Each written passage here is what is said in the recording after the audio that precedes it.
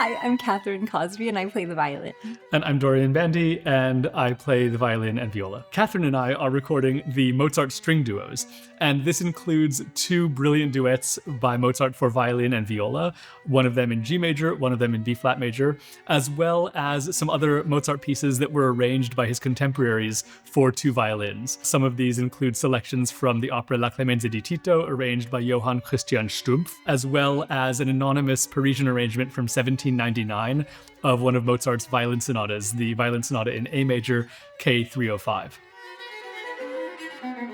The two violin and viola works are really extraordinary. They're very special because there aren't really any other works for these two instruments of this mastery. And the story is interesting. Mozart wrote these because his friend Michael Haydn, a fellow composer, fell ill and could not complete a commission. And so Mozart, ostensibly doing Michael Haydn a favor, wrote these two duets. But they are so much better than Michael Haydn's that clearly he was showing off a little bit.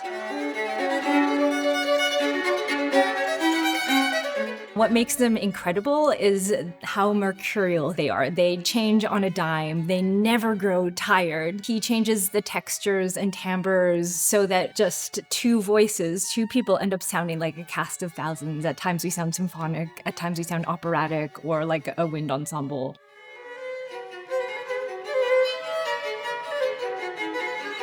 One of the fun things about the two violin viola duos is that Mozart uses a bunch of melodies that he will later use when writing some of his most celebrated operas. So there are some tunes that will soon appear in Don Giovanni and later on in The Magic Flute. We get little pre-hints of Donna Elvira in her aria Mi Tradì. We get hints of Tamino and Papageno.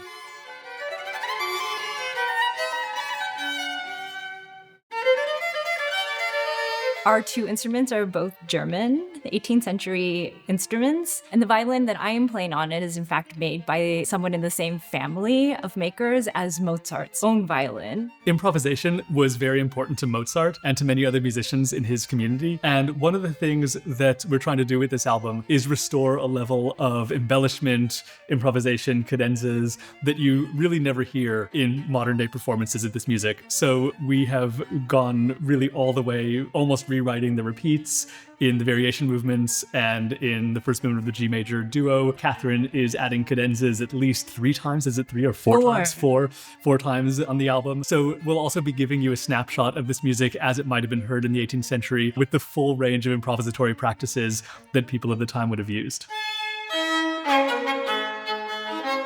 If people wanted to listen to music, they couldn't just go onto YouTube or Spotify. They had to actually have the music performed in their presence, either by them or by other people. So a huge market for arrangements of tunes from operas that could be played either by, say, a string quartet or a piano duet, or in our case, two violins, which would then be sold to consumers. And this is actually the main way that people in the late 18th century consumed operatic music.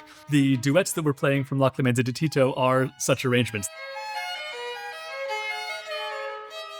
Our anonymous arranger from Paris in 1799 has taken a chamber piece, a piece for two people, a violin sonata for violin and piano, and arranged it for two other people, for violin and violin. And that's extremely unusual. We're very lucky to be able to perform this arrangement on the recording. It was only recently dug up by a friend and colleague of ours named Laurel Zeiss, a musicologist, who happened upon this set of arrangements a few months ago and has shared with us the parts, which have not been heard since probably 1799 when the arrangement was published. We hope you enjoy our take on these works by Mozart, and thank you so much for listening.